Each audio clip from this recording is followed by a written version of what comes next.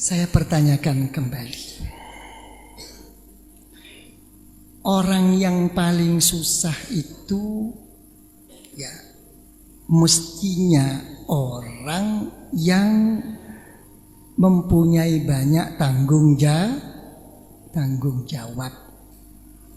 Berat-beratnya orang tanggung jawab itu orang yang mempunyai hutang. Kira-kira orang yang biasa dengan konglomerat itu banyak mana hutangnya? Hah? Hah? Lah, kalau sudah begini tinggal dijawab. Adanya musibah sekarang ini dijawab, ya, merupakan musibah azab atau tidak azab, di sini nanti terjawab. Nah, kalau saya pikir Rasulullah Shallallahu Alaihi Wasallam dalam hadis sahih mengatakan, Inna ahabbal a'mal adwamuha wa in qallat. Ya. Ibadah yang paling dicintai oleh Allah walaupun sedikit, yang penting istiqomah. Ya, tidak musiman. Istiqomah. Ini kata Rasulullah.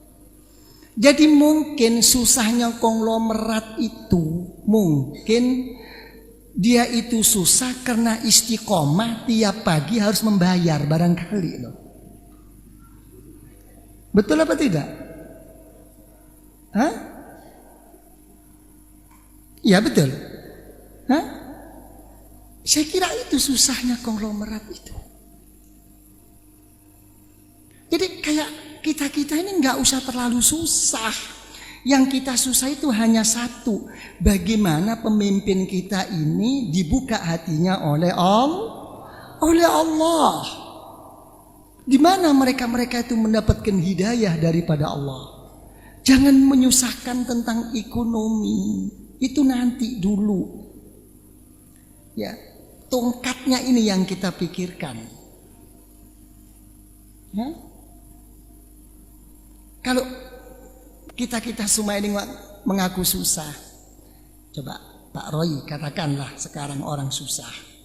Pak Diki sekarang katakan orang susah. Saya mau tanya Pak Diki, sesusah-susah Pak Diki, Pak Roy, Pak Arifin, lebih banyak mana kenyang dengan laparnya?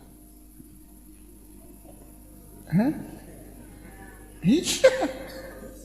Lebih banyak kenyangnya. Coba saya tanyakan lagi, ya. Lebih banyak mana sembuh dengan sakitnya? Lebih banyak sembuhnya. Betul apa tidak? Hah? Terus lebih banyak mana ingatnya sama Allah dengan tidak ingatnya? Lah kok gini, kok nggak bersyukur? Kok musibah kayak di TV pegang.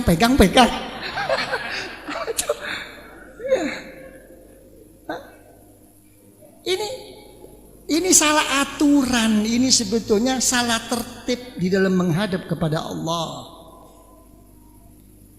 Ya, coba. Jadi yang kita susahi ini adalah apa? Kalau kita mendapatkan pemimpin-pemimpin yang tidak dibuka hatinya oleh Allah, dikembalikan ke tadi. Ya.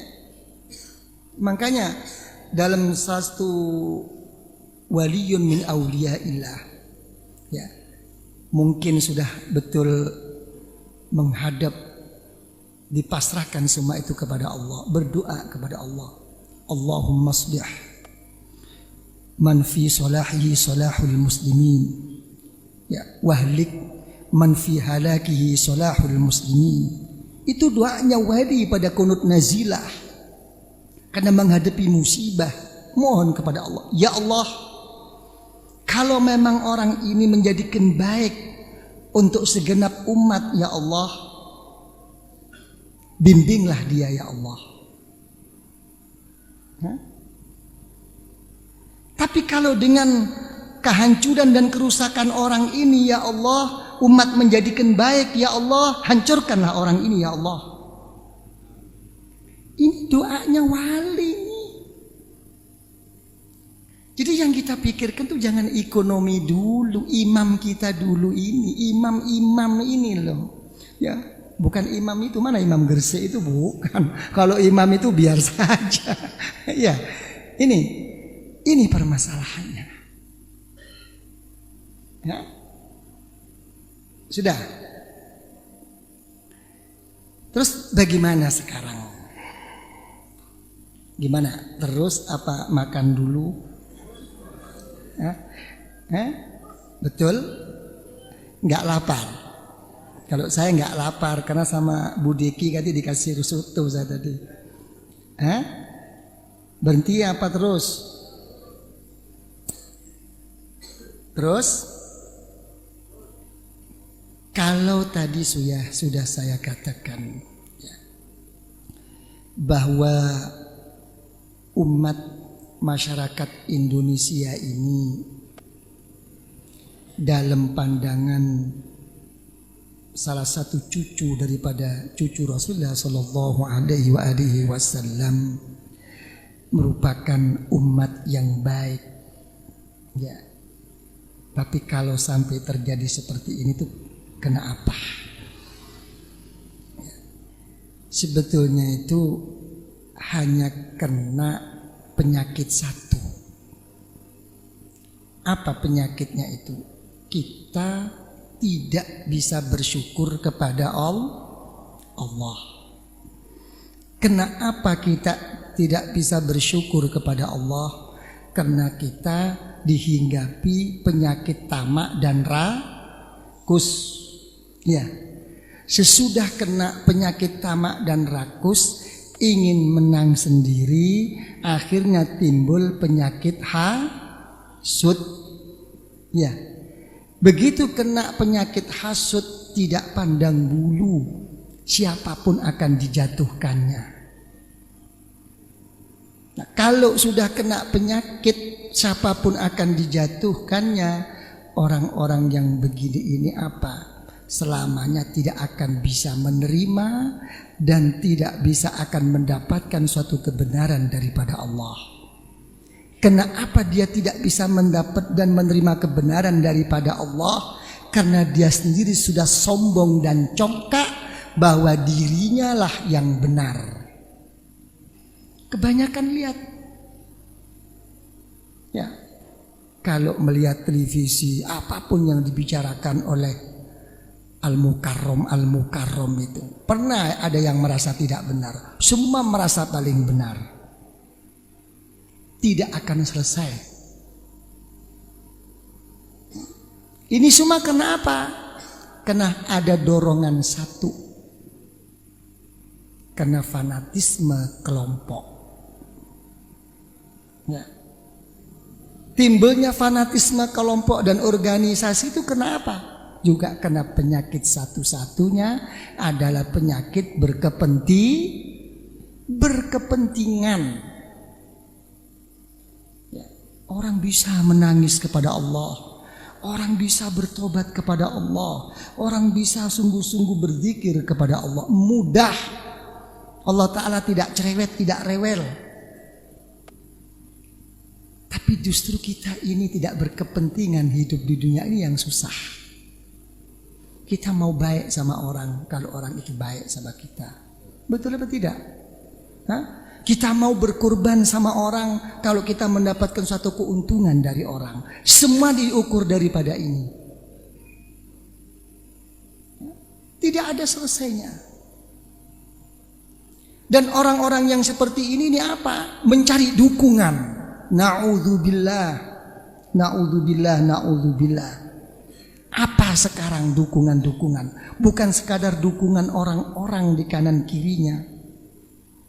Ya, sampai ayat-ayat Al-Quran dan hadis-hadis Rasulullah SAW disalahgunakan untuk memenuhi kepentingan dirinya.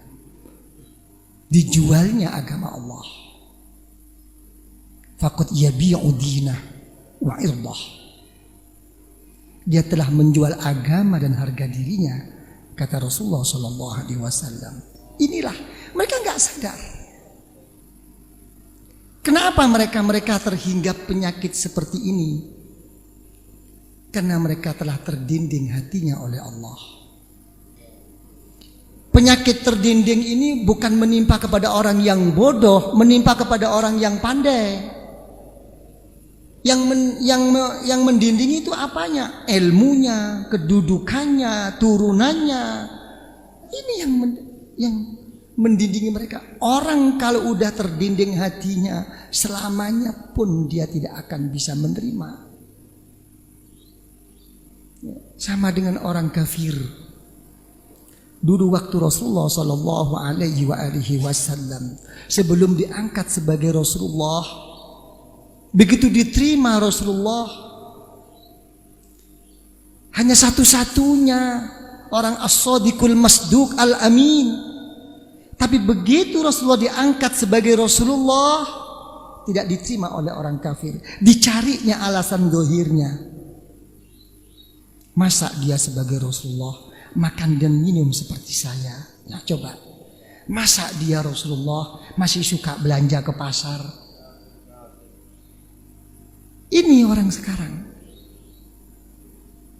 Kalau orang itu sudah terdinding, tidak akan selesai mulutnya ini untuk tidak menerima. Semua akan dibantahnya.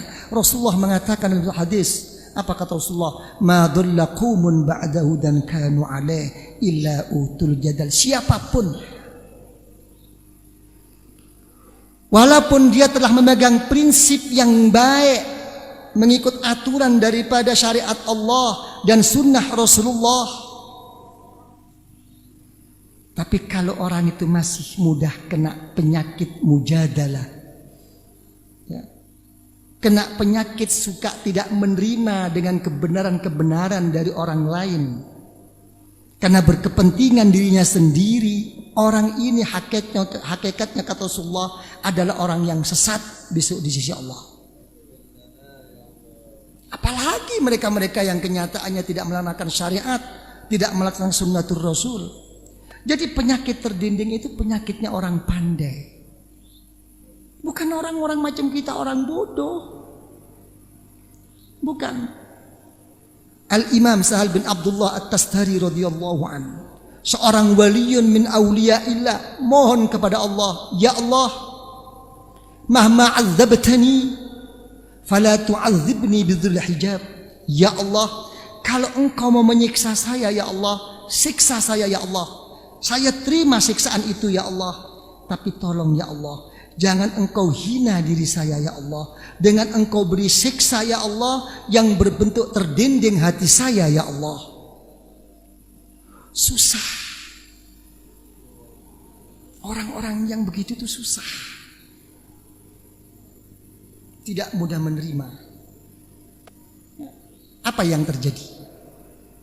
Benar apa yang dikatakan oleh Syekh Junaid Al-Baghdadi radhiyallahu an dan diperkuat oleh Syekh Zakaria Al-Ansari radhiyallahu an. Beliau mengatakan orang-orang yang merasa benar seperti ini, lebih baik orang itu berbuat dosa walaupun dosa itu besar. Kenapa? Karena kalau orang itu berbuat dosa, sebesar bagaimanapun dosanya, selagi dia itu, selama dia itu merasa menyadari, mempunyai rasa dosa kepada Allah, akan kena, diharapkan akan kembali kepada Allah. Saya banyak dosa ya Allah, saya telah melakukan ini ya Allah, tanpa menyebut astaghfirullah akan diampuni oleh Allah. Tapi kalau orang itu sudah merasa benar, apalagi sampai merembet, menjatuhkan, memfitnah, menhasut orang lain, kapan orang ini akan bertobat kepada Allah? Ini permasalahannya. Jadi apa? Kunci yang pokok itu karena kita tidak bisa bersyukur. Apa? Syukur kata orang Jakarta itu apa? Hah? Puas. Apa puas tuh? Hah? Coba apa? Coba apa? Ibu apa? Syukur itu apa? Hah? Terima kasih. Kok ringan banget? Hah? Apa syukur itu? Jadi sebetulnya itu syukur itu apa? Merasa dirinya itu tidak mampu apa-apa. Dan semua apa yang telah bisa dia lakukan dan dia terima itu dikembalikan kepada Allah. Begitu orang sudah begini, apapun yang diberi oleh Allah akan digunakan dalam sesuatu yang diridhoi oleh Allah. Jadi sebetulnya kesesatan kita yang seperti ini dalam individu atau dalam kepemimpinan, lebih-lebih di dalam bermasyarakat. Kenapa? Karena tidak bisa bersyukur. Coba kalau dipikir-pikir, orang hidup ya, sesudah diberi iman dan syahad ya oleh Allah, yang diinginkan itu tidak ada lagi cuman 5 masalah.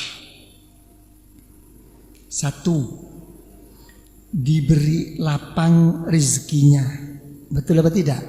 Ya, sudah punya iman, ibadahnya sudah bisa 5 waktu, sehat badannya, ya, akor semuanya. Yang diminta yang untuk tambahan apa? Diberi lancar rezekinya. Ya. Kalau sudah lancar, nomor 2, ingin cukup apa ingin kaya? Hah?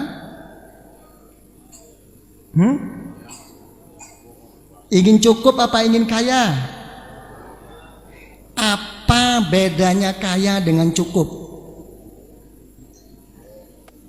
Karena Rasulullah kalau berdoa, Allahumma rizqni rizqan kafafa, ya. Rasulullah itu kalau berdoa minta rezeki yang cukup, bukan kaya. Coba, ini ingin cukup akapi ingin kaya. Hah? Apa bedanya cukup dengan kaya?